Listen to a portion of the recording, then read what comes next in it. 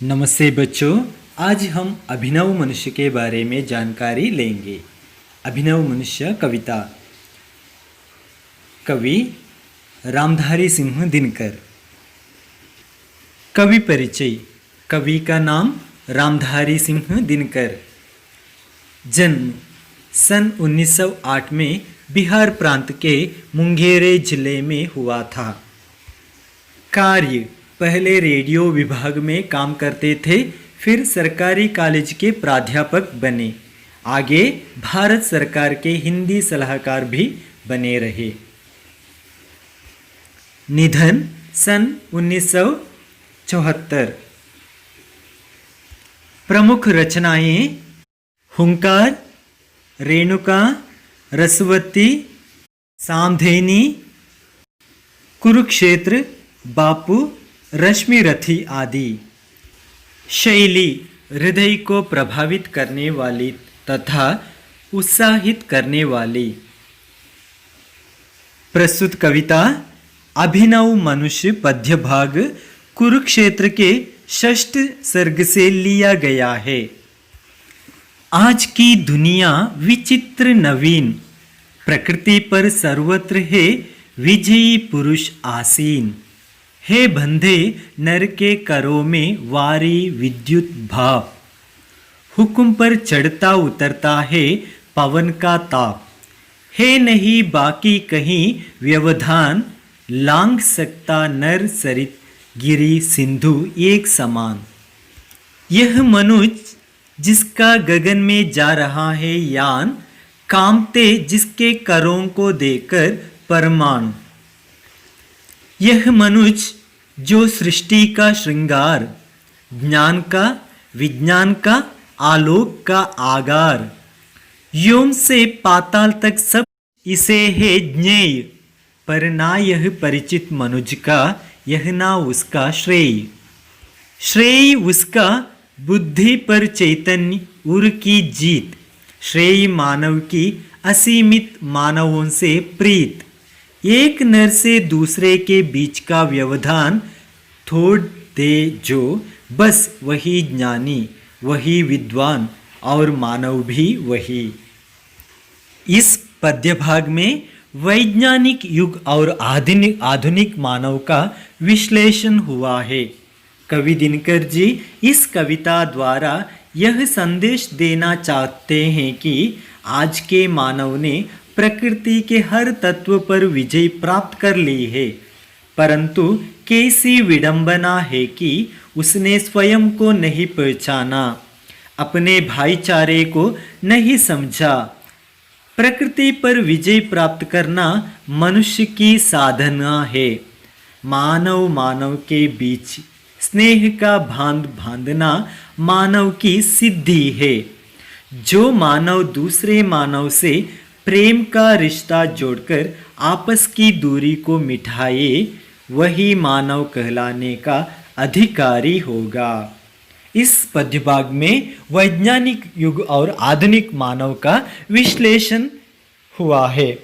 कवि दिनकर जी इस कविता द्वारा यह संदेश देना चाहते हैं कि आज के मानव ने प्रकृति के हर तत्व पर विजय प्राप्त कर ली है, परंतु कैसी विडंबना है कि उसने स्वयं को, अपने आप को नहीं पहचाना, अपने भाईचारे को नहीं समझा। प्रकृति पर विजय प्राप्त करना मनुष्य की साधन है, लेकिन मानव के बीच स्नेह का बांध बांधना, स्नेह का रिश्ता बांधना मानव की सिद्धि है। जो मानव दूसरे मानव से प्रेम का रिश्ता जोड़कर आपस की दूरी को मिटाए, वही मानव कहलाने का अधिकारी होगा, वही मानव है।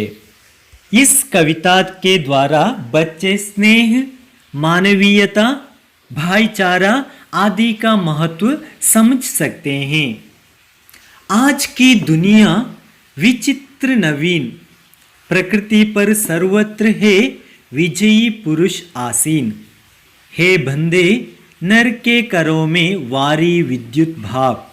आज की दुनिया विचित्र और नवीन है, नया है। विचित्र और नवीन मतलब नया। प्रकृति पर आज मानव प्रकृति पर अपना अधिकार प्राप्त कर चुका है। आज हवा, जल, विद्युत, भाप सभी को मानव अपने मुट्ठी में बांध रखा है। मनुष्य प्रकृति पर हुक्म चलाने लगा है। पवन का तथा ताप भी मनुष्य का हुक्म का पालन करने लगे हैं। आज मनुष्य बहुत ही आसानी से समुद्र, पर्वत आदि को पार कर सकता है।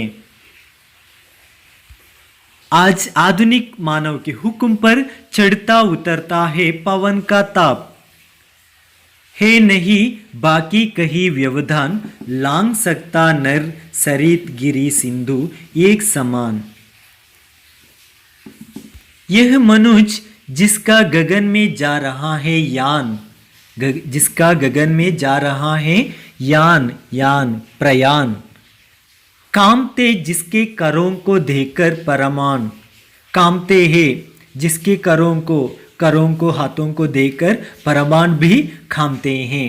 आज गगन में प्रयाण करने वाला मनुष्य को देखकर परमाणु भी कांपने लगते हैं, क्योंकि यह परमाणु भगवान की सुंदर सृष्टि क्षण मात्रा में नाश कर देता है। परमाणु भगवान की यह सुंदर सृष्टि, प्रकृति सब कुछ को नाश कर देता है, इसलिए परमाणु भी खामते हैं।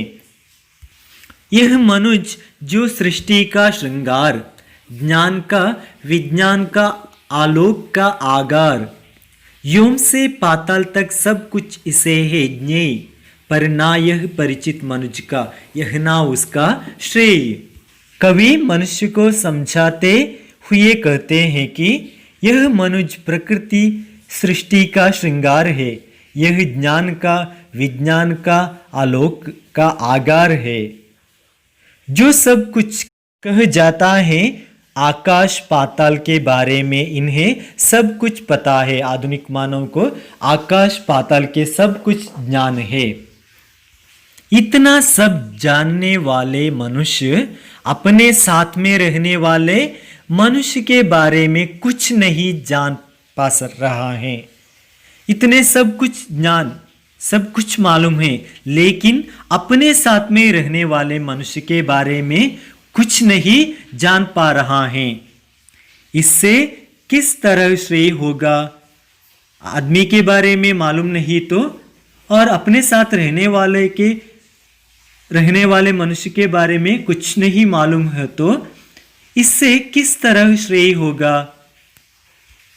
श्रेय उसका बुद्धि पर चैतन्य उर की जीत, श्रेय मानव की असीमित मानवों से प्रीत, एक नर से दूसरे के बीच का व्यवधान तोड़ दे जो, बस वही ज्ञानी, वही विद्वान और मानव भी वही।